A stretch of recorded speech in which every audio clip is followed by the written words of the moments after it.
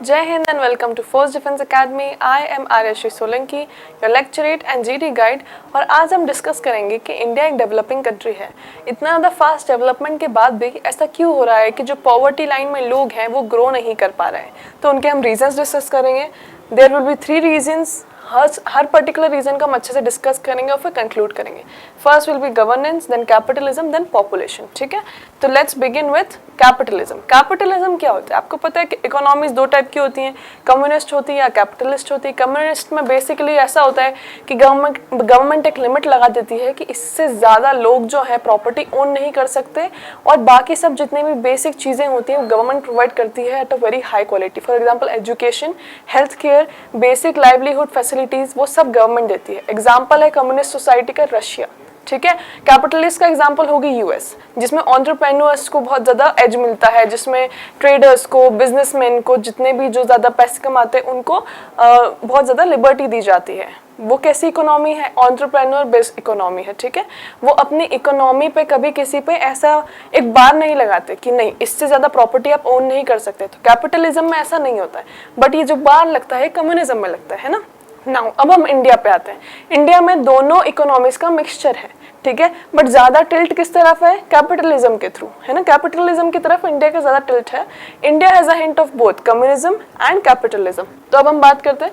It is an economic and political system जिसमें country का trade और इंडस्ट्री जो है कंट्रोल किया जाता है एंटरप्रेन्योर्स और प्राइवेट ओनर्स के थ्रू. ठीक है, फॉर एग्जाम्पल इंडिया में कौन है? अडानी, अंबानी, ये लोग. नाउ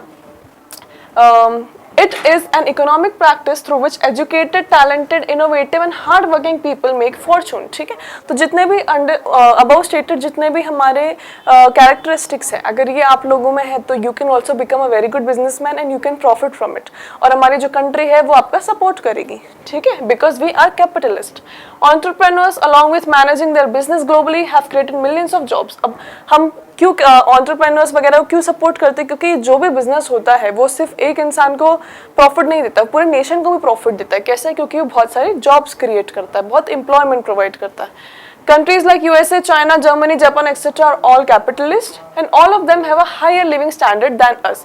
तो हमारे जैसे ये भी कैपिटलिस्ट हैं, लेकिन इनका लिविंग स्टैंडर्ड हमसे ज़्यादा है. ठीक है, it will be unfair to assume that everyone is born equal in terms of mental ability, intellectuality and creative abilities. Now what does this sentence mean? इसका मतलब ये है कि एक गरीब इंसान के घर भी एक ऐसा इंसान पैदा हो सकता है जो बहुत ज़्यादा अच्छे बिजनेस करने की कैपेसिटी रखता हो, और एक बहुत ज़्यादा अच्छे बिजनेसमैन के घर पे भी कोई ऐसा इंसान पैदा हो सकता है जिसमें बिजनेस की कोई एबिलिटी ही ना हो. तो कोई बॉर्न इंटेलिजेंट या ये मतलब पैसा जो है कोई इंसान पैदा होते से ही नहीं आता, इसका मतलब ये. ठीक है, बचपन में इंसान अपने साथ क्या लाता है? बिजनेस इंटेलेक्ट लाता है, बिजनेस माइंड लाता है. तो उससे बैकग्राउंड से इफेक्ट नहीं होता. Even if you're belonging to a rich background or a poor background does not matter. If you have got the capability, you will do it. ठीक है. Now, capitalism gives fair chances and fair returns to everybody. तो capitalism में क्या होता है? सबको fair chances मिलते हैं. ऐसा नहीं होता है कि they won't give the chances to the poor. और अभी इंडिया में तो कम्युनिज्म का जो हिंट है उसके कारण क्या हो रहा है? पुअर लोगों को रिजर्वेशन मिलता है, पुअर लोगों को बहुत सारी फैसिलिटीज़ मिलती है, स्टार्टअप्स की ईजी एक्सेस टू लोन मिल रहा है, अभी हमने लास्ट टाइम में डिस्कस किया था. ठीक है, तो all of these things help people encourage doing business and startups. तो हम कैपिटलिज्म को ब्लेम कर सकते हैं क्या? नहीं कर सकते. We can not entirely blame capitalism for it. किस चीज़ के लिए? जो हमारा टॉपिक है. टॉपिक क्या है कि इंडिया जो इतना अच्छा डेवलप हो रहा है उसके डेवलपमेंट के बाद भी पुअर पीपल क्यों अभी तक अच्छी तरक्की नहीं कर पा रहे. तो क्या हम उसको कैपिटलिज्म को ब्लेम कर सकते हैं? नहीं, नॉट फुली. देखो, अगर कम्युनिज्म होता तो कम्युनिस्ट सोसाइटी क्या करती है? जो भी पुअर लोग हैं उसमें उन लोगों को अच्छा हाई क्वालिटी एजुकेशन प्रोवाइड करती है, high quality food, high quality living standards, proper house and everything, जो हमारी गवर्नमेंट भी कर रही है. बस प्रॉब्लम यह है कि वो स्कीम्स अच्छे से इम्प्लीमेंट नहीं हो रही. But there are mentions of this scheme और बहुत सारी जगह ये स्कीम पहुंच रही है. तो we can not blame the capitalism that is in a country for the people who are not being able to develop. ठीक है, तो कैपिटलिज्म को हम ब्लेम नहीं कर सकते. अब हम आ जाते हैं पॉपुलेशन. क्या हम पॉपुलेशन को ब्लेम कर सकते हैं कि लोग तरक्की नहीं कर पा रहे हैं? नहीं, we can not blame population as well entirely. ठीक है, तो हम पॉपुलेशन को डिस्कस करते हैं. इंडिया की बहुत ज़्यादा प्रॉब्लम्स है, लेकिन सबसे ज़्यादा बड़ी प्रॉब्लम पॉपुलेशन है अगर उसको प्रॉब्लम वाइज देखें तो। बट अगर उसको अच्छे से देखा जाए ह्यूमन रिसोर्स के बेसिस पे, तो हमसे ज़्यादा रिच कंट्री कोई नहीं है। क्यों? क्योंकि हमारी पॉपुलेशन बहुत ज़्यादा है, उस पॉपुलेशन में भी बहुत ज़्यादा परसेंट जो है वो यूथ पॉपुलेशन का है, ठीक है। तो अगर वो यूथ पॉपुलेशन को हम स्किलफुल यूथ बना दें, ठीक है, अच्छा ह्यूमन रिसोर्स बना दें, तो हमसे ज़्यादा अच्छा फास्ट ग्रोइंग नेशन कोई सा भी नहीं होगा। और उससे पुअर लोग भी फ़ायदा उठाएंगे और उससे रिच भी फ़ायदा उठाएंगे। अब इस पुअर पॉपुलेशन को स्किलफुल यूथ में कन्वर्ट करने की जिम्मेदारी किसकी है? गवर्नमेंट की। तो असली प्रॉब्लम क्या है? गवर्नेंस है।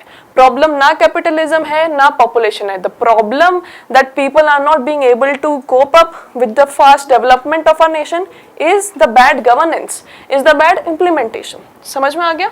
तो अब इसमें क्या लिखा है, जैसे एक बात बोल जाए पॉपुलेशन डेंसिटी की, इंडिया में पॉपुलेशन डेंसिटी बहुत है।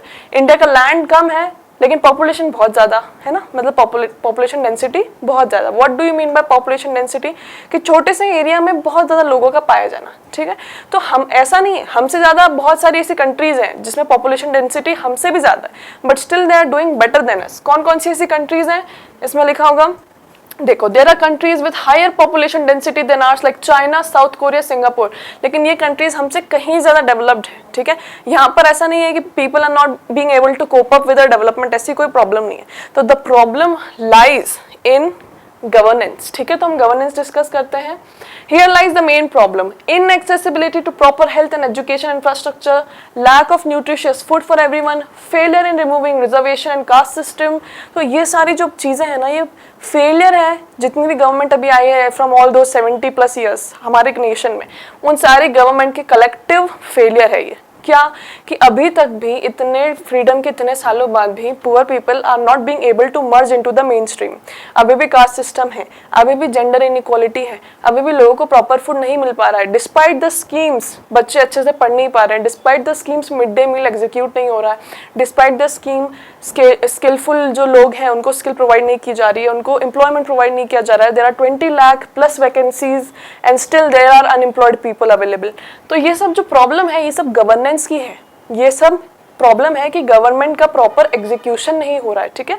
तो population is not to be blamed, neither is, जो हमने सबसे पहले डिस्कस किया था, capitalism. The thing that is to be blamed is governance, ठीक है।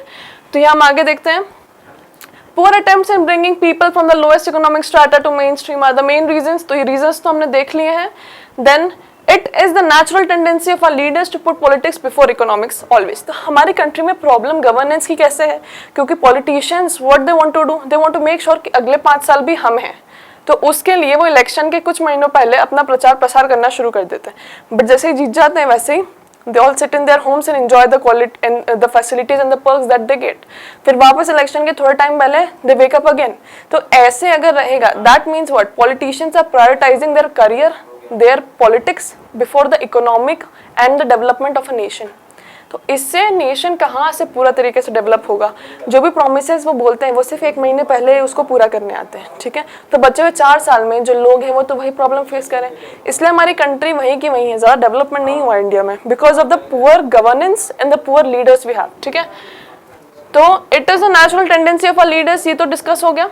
Then Till the time India does not overcome the above mentioned issues, economic disparity is bound to increase। ठीक, तो जब तक जितने भी हमने इश्यूज डिस्कस किए हैं, प्रॉपर फूड नहीं मिलना, प्रॉपर हाउस लिविंग कंडीशन नहीं मिलना, proper education, proper health care, proper alignment of poor people into the main stream, abolition of caste system, gender equality, ये सब जब तक नहीं आएगा तब तक हमारा नेशन यहीं का यहीं रहेगा, कुछ डेवलपमेंट नहीं हो पाएगा, ठीक है।